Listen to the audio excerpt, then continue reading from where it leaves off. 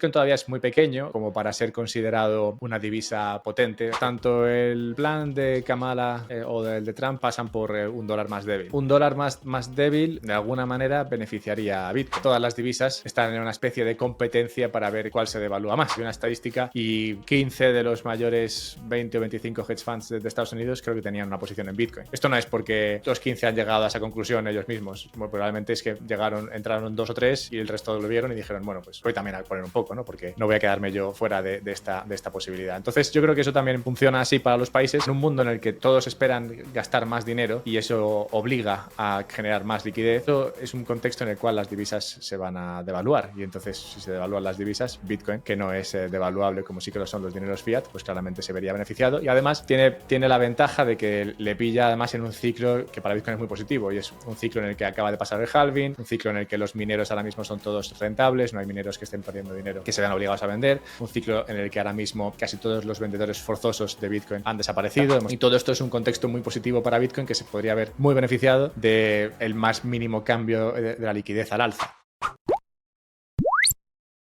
Hey, ¿qué tal familia? ¿Cómo estáis? Bienvenidos, bienvenidas a un nuevo episodio. Esta vez vamos a estar hablando en un episodio muy interesante acerca de Bitcoin, todo lo que ha estado pasando. Muchos de vosotros habéis estado un poco desconectados en verano, espero que hayáis disfrutado las vacaciones. Y con este episodio creo que era buena idea hacer un poco un resumen, cuál es la situación actual que nos encontramos y qué podemos esperar, ¿no? Para este final de año y para 2025, principalmente con Bitcoin. Para eso se me ocurrían pocas personas mejor que Alberto Mera para que viniera y nos contara un poco acerca de su perspectiva y demás. Así que es un placer. ¿Qué tal, Alberto? Bienvenido y gracias por pasarte por aquí. Hola, sí, gracias. Gracias por invitarme y gracias por pensar en mí. Yo me he quedado sin vacaciones, de hecho, para preparar esto bien para tu audiencia, así que espero que lo disfrutes. Es un placer tenerte por aquí. Vemos esos mañaneros en los que empiezas a analizar diferentes puntos, temas muy interesantes. Y por eso quería preguntarte inicialmente acerca de cómo ves actualmente la situación macroeconómica, una pequeña radiografía de qué está pasando. Hemos visto lo de Japón, hemos visto diferentes polemillas que han pasado, todo esto preelecciones de Estados Unidos. ¿Cómo ves a grandes rasgos la situación actual? Sí, estamos en una situación un poco ahora interesante porque siempre ocurre esto en el sistema financiero global, y es que cuando entramos en una fase y nos mantenemos en esa fase durante bastante tiempo, el mercado empieza a encontrar las maneras de aprovecharse de ello, ¿no? Entonces lo más gordo que ha pasado este verano ha sido la, digamos, implosión flash del carry trade con el yen. Y esto fue básicamente una operación que se llevó a cabo durante bastantes meses y que se basó en precisamente llevar tiempo dentro de una fase en la que el yen estaba cada vez más barato contra el dólar, una fase en la que el yen apuntaba a que no iba a subir tipos jamás. La gente se va sintiendo cómoda en esa situación y lo que pasó en este caso, bueno, fue que encontraron la manera de apalancarse obteniendo yenes baratos para luego invertirlos en otras cosas como podrían ser pues tecnológicas americanas, ¿no? Entonces cuando el yen sube, o sea, cuando el Banco Central japonés sube tipos de repente y sorprende un poco a todos, pues la gente se asusta y dice, bueno, vamos a cerrar esta operación en la que estábamos todos muy cómodos, entonces se cierra el carry trade, entonces pues todo lo que habías comprado de tecnológicas con esos yenes que habías pedido prestados, pues tienes que venderlos, lo que hace que caiga la bolsa en Estados Unidos, caiga la bolsa también japonesa, que también había sido digamos, uno de los receptores de ese dinero, y por el contrario, pues suba mucho el yen, ¿no? Cuando se recompra esos yenes que habías pedido prestados y vendido en su día. Y es, como digo, una situación en la que los mercados siempre van entrando poco a poco, se van poniendo cómodos, dicen, vale, ¿dónde está el dinero barato? ¿Dónde puedo encontrar la manera de apalancarme fácil y dónde puedo encontrar una manera de sacarle rédito a esa inversión? Y ahora mismo en los últimos meses, 6 meses, 8 meses, pues digamos que el yen ha sido la más gorda.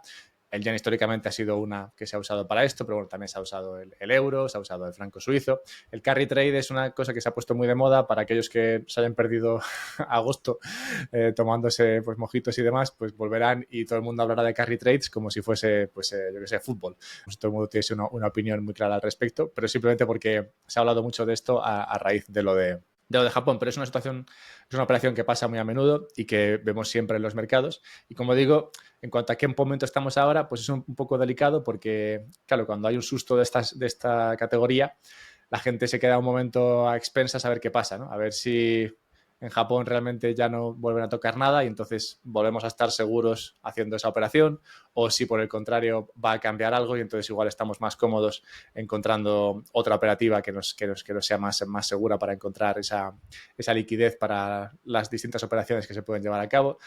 Ha crecido todo, ha recuperado todo mucho, al menos en Estados Unidos la bolsa y otros activos, también la bolsa japonesa ha recuperado mucho. El que no ha caído como sí que había subido ha sido el yen japonés, que se ha mantenido ahí alto, ¿no? después de recuperar fuerte. Entonces ahora mismo yo creo que está un poco a ver un impasse, a ver qué ocurre. También vienen las elecciones americanas y eso también yo creo que marcará un poco lo que pueda pasar la segunda mitad del año.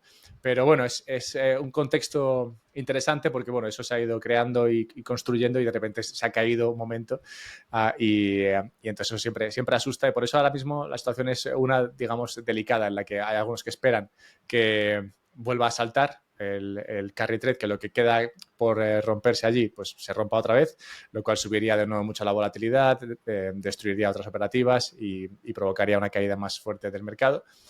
O hay otros que esperan que no pase nada y que la economía pues siga poco a poco fluyendo sin ningún problema hasta un aterrizaje de lo más suave. Así que estamos en esa situación ahora mismo. Pues esto recuerdo que hay durante mucho tiempo, sobre todo 2022, se hablaba de ese aterrizaje suave en el que queríamos que la economía no sufriera un gran impacto, ¿no? Una gran caída. Luego también hay gente que viene anunciando una crisis económica, una recesión, un gran que algo se rompe. Y recuerdo ese lunes, empezaron a saltar muchas noticias como que es ahora, ¿no? Cuando todo se va a romper. Es verdad que duró una volatilidad bastante elevada y pánico en muchos casos, pero duró poco, ¿no? Bitcoin se recuperó rápido, las bolsas empezaron a recuperarse también relativamente rápido y ha pasado ahora como a estar un poco en una zona de espera, quizás, por llamarlo de alguna forma. Pero con todo esto que ha estado pasando también suma a diferentes problemas, ¿no? En Estados Unidos ya hemos visto también problemas con todo lo que viene a ser el fiat, el dólar. En Europa hay lo mismo. O mucha gente habla de esas monedas, como la moneda fiat, como moneda débil y como monedas que tienden a cero, da igual cuál sea la que se analice, ¿no? En esta perspectiva, ¿cuál es tu opinión personal acerca de todo esto? ¿Qué papel juega Bitcoin o cómo percibes tú Bitcoin en todo esto? ¿Como un refugio de valor, como dinero, como un activo más para inversión? ¿Cómo lo dimensionas tú? Sí, a mí me gusta verlo en un contexto general, global, ¿no? De todo lo que puede producirse y se produce, ¿no? Día a día en los mercados. Me gusta ver qué posición toma Bitcoin ahí y también me gusta ver el resto del mundo desde la perspectiva de Bitcoin. Al final, te permite entender los mercados de otra manera porque, de hecho, hasta la irrupción de Bitcoin no se hablaba nunca de dinero fiat como algo especial o algo que tener en consideración. Se hablaba simplemente de divisas y ya está, pero no se hacía esa distinción entre dinero fiat y Bitcoin o dinero fiat y oro. Simplemente eran las divisas de toda la vida, entre comillas, porque tampoco llevamos tanto tiempo con ellas, y luego el oro y, bueno, y luego ya después, claro, Bitcoin. Entonces me gusta verlo todo en un contexto global y entender Bitcoin como un activo que tiene que interoperar allí con todo lo demás. Por eso en mis análisis yo siempre me fijo en qué puede estar pasando con las distintas monedas en los distintos contextos. Hace poco, de hecho, hacía uno hablando de qué pasaba con monedas de países más pequeños que, digamos, no tienen un impacto tan fuerte en lo que es los flujos globales, pero que también se ven, digamos, influidos por lo que pueda pasar. Hablaba de Noruega y su corona noruega. Noruega es un país rico, pero tiene una moneda ahora bastante más débil de lo que cabría pensar y de lo que esperarían los noruegos, y esto es un poco porque es un país que no se ve beneficiado de esos carry trades, se queda como un poco marginado. Luego tenemos el caso de Suiza, que le pasa un poco todo lo contrario, pasa un poco como con Japón, que también se usa mucho para el carry trade, teniendo en cuenta que es una moneda que tiene tipos de intereses muy bajos, pero al contrario de Japón, eso no devalúa su moneda, sino que al revés, se encuentra en una situación en la que todo el mundo quiere su moneda y siempre se mantiene fuerte. Entonces, digamos que la situación o, digamos, el baile entre distintas divisas crea sus propias idiosincrasias dentro de las distintas economías, y dentro de eso hay que meter Bitcoin ahí y el oro para ver cómo o qué papel toman, ¿no? Entonces, Bitcoin todavía es muy pequeño como para ser considerado una divisa potente, estaría más bien al al nivel de lo que podemos hablar de cuando hablábamos de Noruega, que está por ahí y se ve influido por lo que pasa, ¿no? Entonces, Bitcoin se ve influido por lo que pasa con el dólar. Cuando el dólar se devalúa frente al resto de divisas, Bitcoin suele hacerlo bien y es una situación a la que parece que estaríamos dirigiéndonos. El dólar va poco a poco perdiendo peso frente a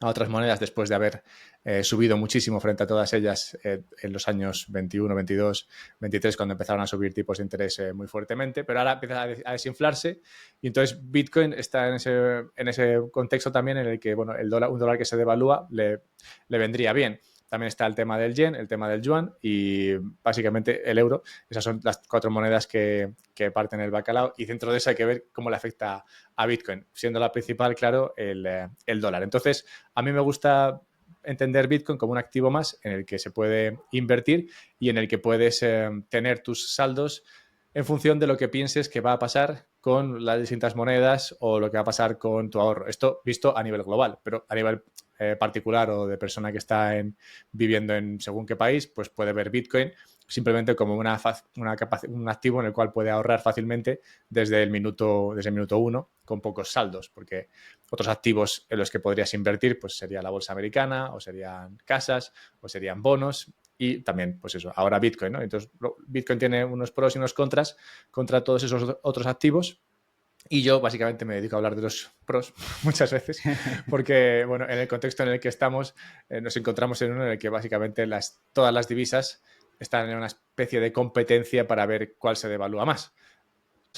Menos un poco China, China es la que tiene, China es digamos el verso que va un poco a su bola y hay que ver un poco ese es el que más me cuesta entender, pero porque China es difícil de entender, pero todas las demás parece que están en una especie de carrera para ver cuál se devalúa antes y más, así que en ese contexto, claro, Bitcoin sale muy beneficiado. Es que esto me parece súper interesante. De hecho, hablas también de cómo se diferencia con países que a lo mejor tienen un problema más agravado, ¿no? En temas de inflación o de monedas mucho más débiles.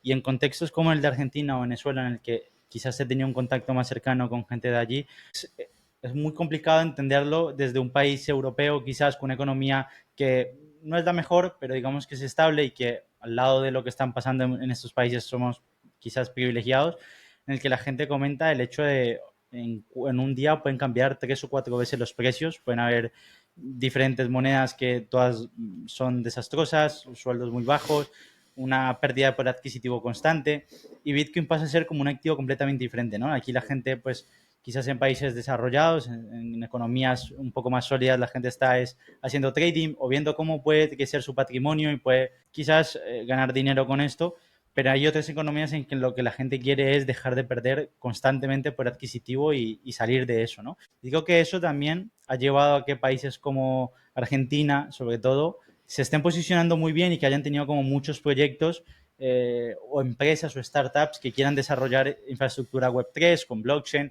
o ser pioneros en pagos con Bitcoin o en temas de este estilo. Y de hecho, desde el propio país, pues también quizás ver cómo se puede adoptar. Y precisamente te quería comentar esto, a ver, no sé, en tu opinión o en tu conocimiento, si has visto que estos países que tienen quizás más problemas económicos han visto a Bitcoin como una solución o qué papel crees que puedan jugar. ¿Serán un cambio también no sé si poder llamarlo de alguna forma, pero sí será o piensas que puede haber un cambio en el cual si Bitcoin consigue ser lo que muchos piensan que va a ser, que estos países se fortalezcan de cara a lo que viene siendo, por ejemplo, Estados Unidos, que El Salvador se pase a sentar en esa misma mesa económicamente hablando de estos grandes países, o ves que esto igual es muy complicado que suceda? Bueno, para algunos sí será una buena oportunidad, para otros no, claro. Es que al final depende de cómo lo quieran jugar, ¿no? El problema para muchos de estos países que tienen peores políticas monetarias es que para ellos es muy fácil ascender en el ranking de políticas monetarias si simplemente se pasan a la política monetaria del dólar. Y por eso lo normal es, si tienes una mala divisa, pues te pasas al dólar, dolarizas, ¿no? Como hicieron en El Salvador, como podría pasar en Argentina si deciden hacer la libre competencia de divisas. Al final eso llevaría muy probablemente a que el dólar sería la divisa a emplear en Argentina. Y es porque si tú tienes una mala política monetaria, o mejor dicho, tienes un banco central del cual no te puedes fiar, pues dices, vale, pues me fío más de lo que hagan los americanos y ya está, ¿no? Que no es perfecto, pero es mejor que lo que tengo, ¿no? Entonces, por eso eso digo que depende cómo lo jueguen, porque para estos países llegar al nivel de Bitcoin yo creo que es más difícil, porque tienen que pasar del dólar y decir, vale, el dólar es mejor que lo que tengo, pero me la voy a jugar dando un paso más allá e irme a algo como Bitcoin, que como he dicho todavía es mucho más pequeño como mercado que el dólar, claro, con bastante diferencia, y tiene menos historia. Y tampoco hay unos sistemas todavía integrados que permitan, pues eso, lo que necesitaría un país para funcionar adecuadamente, sobre todo teniendo en cuenta el nivel en el que estamos ahora mismo, ¿no? de interacción entre distintas divisas y demás, ¿no? Entonces, el salto de mala política monetaria y mala divisa de un país como puede ser Argentina o podría ser El Salvador antes, al Bitcoin directamente, pues puede ser un salto difícil. De hecho, hemos visto en El Salvador, por ejemplo, que no se ha dado un salto, a pesar de que han abrazado Bitcoin, no se ha convertido Bitcoin en la divisa más empleada a nivel flujos y a nivel comercio y a todo esto. Pero sí que puede ser, y aquí es donde digo, pueden jugarlo mejor o peor, sí que puede ser una divisa en la cual se ahorre, en la que se ahorren saldos que ganen con ese comercio con el resto del planeta. O sea, si al final ellos empiezan a abrazar una mejor política monetaria, empiezan a crecer y empiezan a acumular esos saldos derivados del flujo comercial y empiezan a guardar esos saldos en la medida de lo posible en un activo que puede crecer más que el dólar, pues todo eso será un incremento del capital que ellos tienen que luego podrán dedicar a invertir en bienes de capital y podrán producir más y podrán crecer. O sea, al final pueden crear ese ahorro de forma más sencilla que lo que se ha podido hacer hasta ahora o de lo que podrían haber hecho hasta ahora. Hasta ahora pues igual ganaban dinero en ese comercio y pues, trataban de ahorrar en dólares, pero claro, los dólares digamos no te hacen mejorar contra el dólar, te hace mejorar contra tu divisa, pero si te vas a Bitcoin en el largo plazo sobre todo, pues esto te hace mejorar contra tu divisa y también contra el dólar, lo cual te pone en una situación yo creo comparativamente beneficiosa respecto al resto de países. Por eso depende un poco de cómo lo hagan. Es interesante lo que están haciendo en El Salvador, que a pesar de que no lo usan en el comercio para apenas nada, sí que están desarrollando y almacenando, digamos, saldos en Bitcoin que les servirán como ahorro en un futuro y es previsible que otros también lo empiecen a hacer. Con todos estos que hemos hablado y con todo esto que has comentado, en El Salvador se habla mucho, y también creo que es Álvaro de María que lo comenta en su libro, el hecho de que quizás podamos ver incluso naciones en las cuales se hagan simplemente para gente que ha adoptado Bitcoin primero, ¿no? Se habla mucho de El Salvador con su ciudad de Bitcoin City y cómo quieren cómo hacer una economía alrededor de esto. ¿Qué es que vamos a ver a corto o mediano plazo, quizás 2025, veremos más países adoptar políticas que incluyan a Bitcoin dentro? Hablo de tener una pequeña tesorería. En Suiza hace no mucho, a lo mejor 2 o 3 meses, se hizo también una reunión pensando en si parte del dinero se iba a destinar en tener una pequeña tesorería de Bitcoin. Y es que veremos países empezar a adoptar este tipo de medidas en las cuales empiezan a acumular Bitcoin. Ya, es una buena pregunta. Yo creo que todos esperamos algo así. Sobre todo sorprendió mucho el anuncio de El Salvador en su día y desde entonces se espera cuál será el siguiente. Se habla, por ejemplo, Qatar con la cantidad de dinero que tiene y sobre todo la cantidad de energía que tienen. Dices, bueno, pues ¿por qué no dedican parte de ese extra, ¿no? A ponerse a minar Bitcoin como locos y ya está, que tampoco no les saldría mal seguramente. Probablemente lo obtendrían de manera más barata que simplemente comprando Bitcoin. Pero bueno, como este hay otros sitios. En Estados Unidos se hablaba hace poco, ¿no? De crear esa reserva estratégica con el Bitcoin que ya digamos, confiscaron a otros.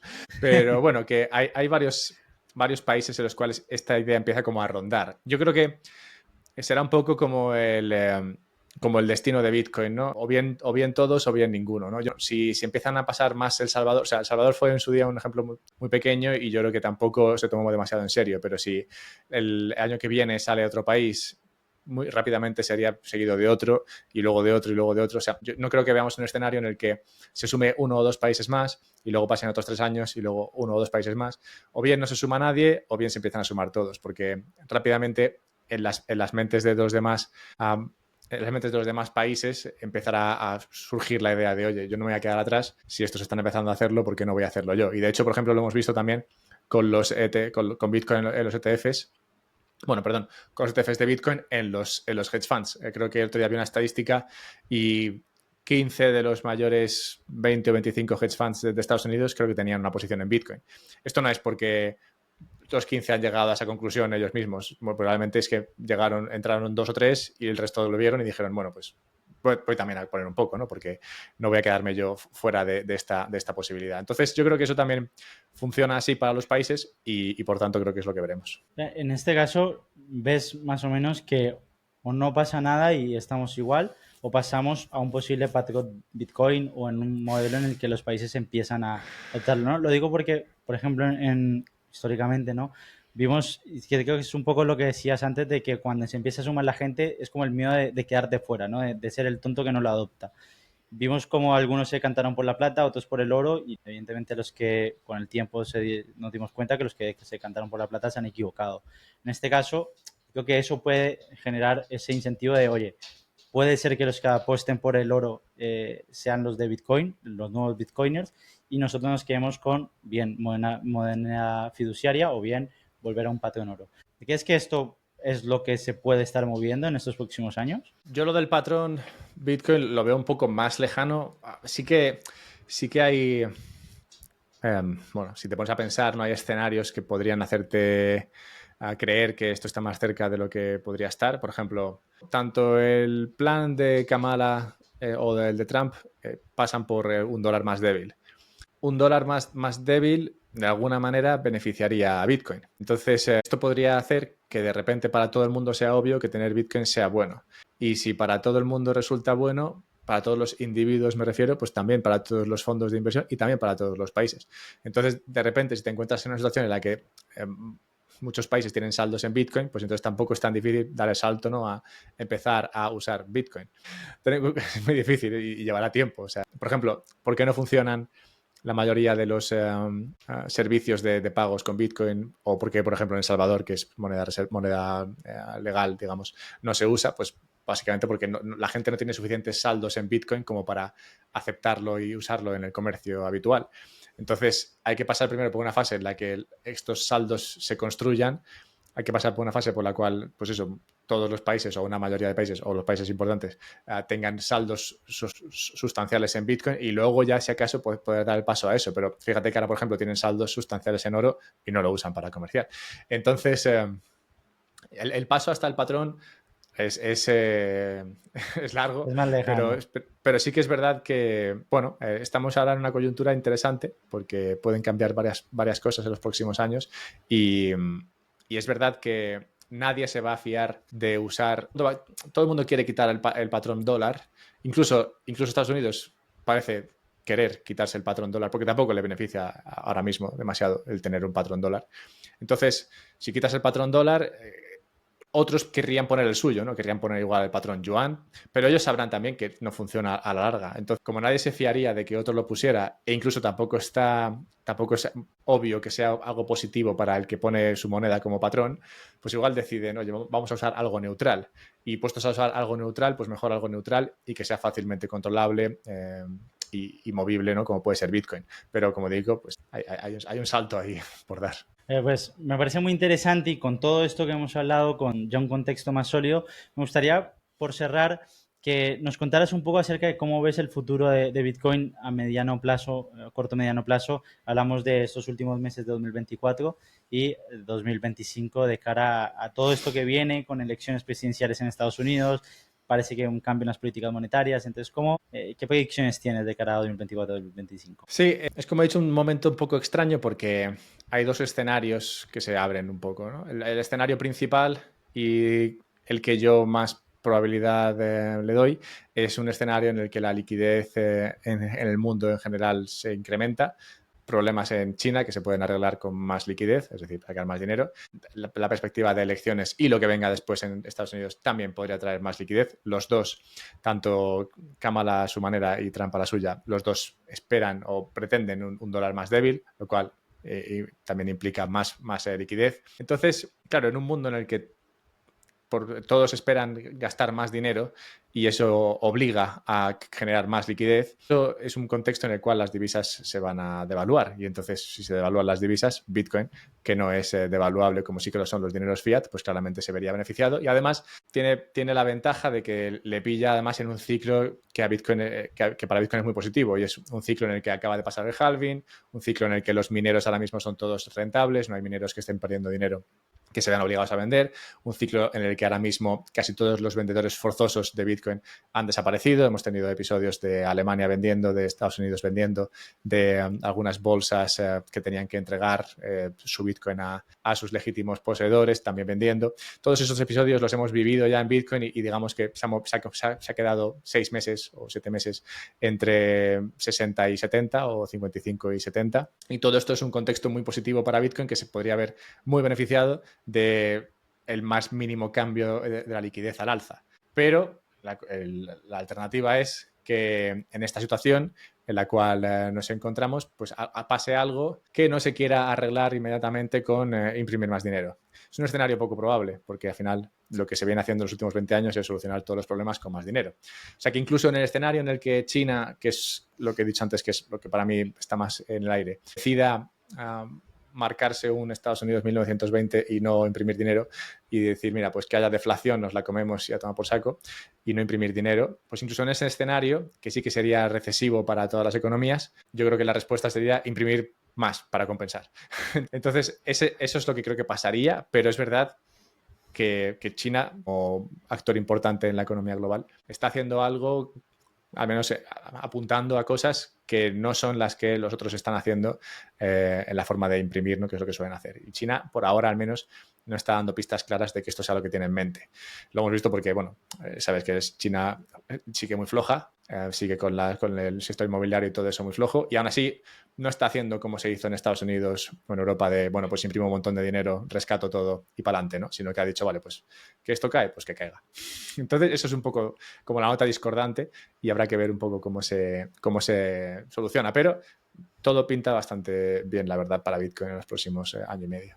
Alberto, pues ha sido un placer tener esta charla. Creo que ha quedado un resumen bastante completo. Realmente, pase lo que pase, creo que nos esperan meses y quizás un año interesante con todo lo que está pasando a nivel mundial. Así que bueno, esperamos estar pendientes a la gente que nos escucha. Recordarle que bueno, debajo justo de la cámara de Alberto tendrán los enlaces a redes sociales. Por ahí podréis escuchar también esos mañaneros donde se hacen muchos resúmenes, se analizan muchos factores diferentes y sin duda alguna es una manera muy amena y divertida de estar al tanto, ¿no? En lo que está pasando en los mercados, en Bitcoin y la situación actual. Así que por mi parte, Alberto, darte las gracias. Ha sido un placer tenerte por aquí. Espero que podamos estar en contacto más seguido y, por supuesto, estar informado de todo lo que estás haciendo por allí. Así que nada, de mi parte, agradecerte y darte la enhorabuena por el trabajo que estás haciendo. Muchas gracias. Pues nada, seguiremos ahí al pie del cañón. A ver qué pasa. Perfecto, pues ahí estaremos. Y a vosotros que nos estáis escuchando, nos vemos la semana que viene en un episodio. Chao, chao. Adiós.